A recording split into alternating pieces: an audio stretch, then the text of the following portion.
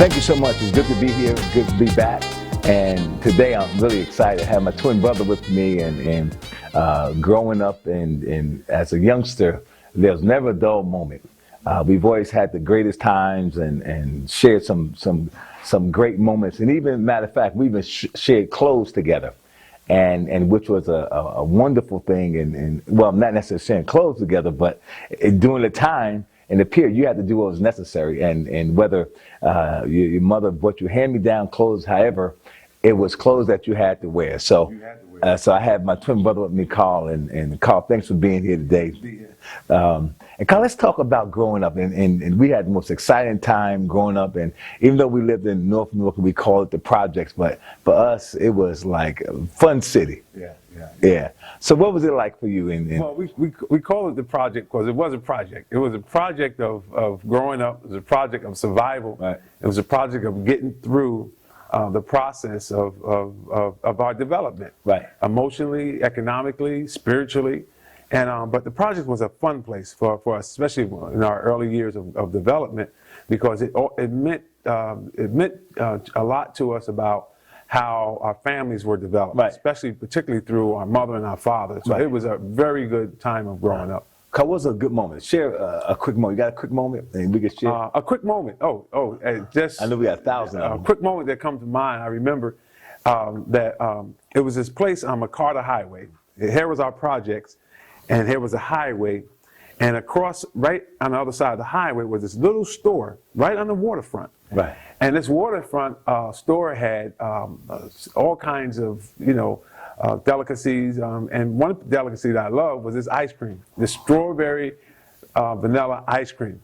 And all I can think about one day is somebody going across the road and getting some ice cream from that store. That was a real treat for me. And we always thought about that. I would look out the window and look out that store, see people going in and out.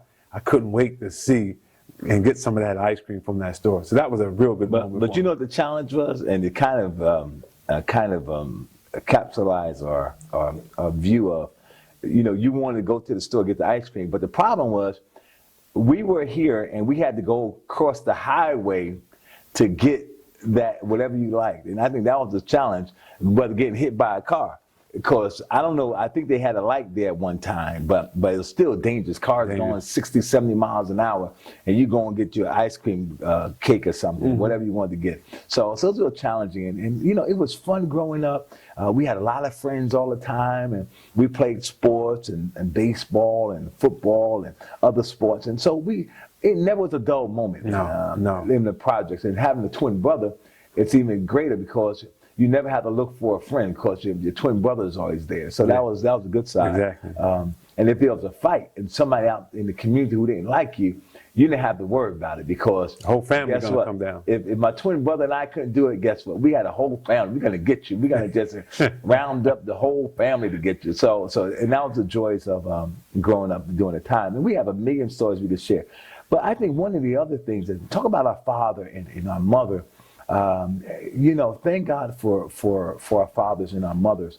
And I remember our father, and Kyle, you could share some things too, that our father, he really loved us a lot. And he would try to give us whatever he had at the time, even though he had some health issues and some challenges with his health. But he was the type of man who would give his last money to us to whether play sports. And one day, of course, Carl saw the great stories of playing football or wanting to play football. And he bought us a football suit and has to go to the store. And we put all our money together. He gave us some money to go to the store. And Carl got a helmet, and I got a helmet, shoulder pads. And we was ready for, I guess we could say, NFL football. NFL, we were ready. And we was only probably, 10, 11 years old. And we had the whole suit on and everything. And we came home. And it was right before football season was right the time of the school season start in September. And the funny thing about it, we excited to get this football uniform. Carl was gold, mine was blue, and we was getting ready to play with the Giants. Carl was getting ready to play with the Green Bay Packers. We were only 10 years old. We was ready for NFL. And we bring the suits home, and we excited, couldn't wait to put it on and go out and play. And my mother comes home that evening and says, how did everything go with your father? And we said, everything went great. We was excited, so excited. We couldn't wait to put the uniform on. So my mother says, well, what about the how money he bought school clothes. Where's the school clothes? And we looked at each other and What school clothes? what school clothes? And we went back and forth saying, uh-oh, I think this is going to be a bad note right here. And next thing you know, we told him we have football suit.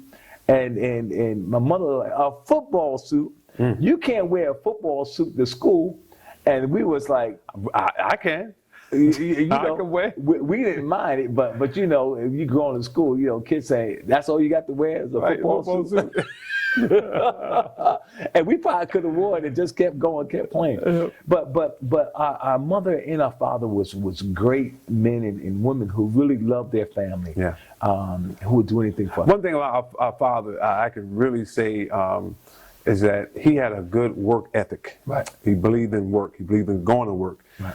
One of the physical handicaps or problems that he had was with his toe. He had one of his toes was so bad that he had to actually cut a little hole on the side so his toe can breathe a little bit. Right. But you know, he got up every morning. He went to work. When he came home from work, one of his chores were to first get in the house, wash up, get in that bathroom, put the newspaper down, so when he take his bath, he can put his feet down, nothing cold down there. And but he had a good work ethic, going to work, back and forth, coming home, and he worked hard. He was a hard worker, and I appreciate that from him, because we have a lot of times. We look at people today, they don't have a good work ethic. So looking at some of the youth, they're talking about taking a vacation. Well, when did you start working? Well, I'm thinking about getting a job. They ain't even got a job. They want to go on vacation. But this man worked, and he believed in work. He believed in providing for his family. And despite what the difficulties were in life, and there was a lot of difficulties, there was a lot of challenges in life for him. And he wasn't a perfect father, but he tried his best to do what he could. That's right. And but he continued to go on to work and do what he had to do. And the economic conditions, especially in the early in the 50s through the 60s, was tremendous. It was very, especially on a black man, and he continued to keep pushing forward despite what the circumstances were. Absolutely. Carl, one thing that you did, you stopped in between, talk about he when he got home from work. He would, take a bath, etc., and go to bed. But the other side you didn't talk about is he'd go to bed, he'd watch baseball. He loved baseball. And then on top of that, and he would like us to do his toes. Clip his toenails. I hate to say that, but that was the reality. Comb his hair and clip his toenails. That's right. And so we was his servants, but it was something that I guess too that was a part of the bonding and the relationship. Oh man, that we had. I'm gonna tell you, combing his hair. We used to comb his hair, and he said, "Okay, good, that's good." But what he did in doing that, and I don't know too many parents, relationship between kids and parents that do that. Maybe they are, I don't know. But that transferred into my relationship with my family, with my daughter. My daughter combs my hair. Wow. I love for her to comb my hair. That is a treat. She combs my hair, and it makes me relax. She talks to me. She's watching a game with me. And I guess it transferred over. Sure. And she talks with me while she's combing my hair. Wow. And she says, "Well, I'm finished, Dad." I said, No, get back there a little more, because I still want her to keep combing. Spoil me, keep combing. Wow. And so that was a treat to a father, to have his daughter, particularly his daughter or his young child, take care of his hair, or pick his toes. Wow. And we used to do that. And when it hurt, he said, it hurt it. That was too hard. Right. And all the brothers and sisters, we took turns doing that. We took turns. That's right. And I guess if you didn't, you'd get reprimanded. Why didn't you do my toes? What's wrong with you? Something wrong with you. Something wrong with you. And so we had some great times. And of course, there was other moments, some challenging moments. But I think for the most part, we understood, we learned relationships.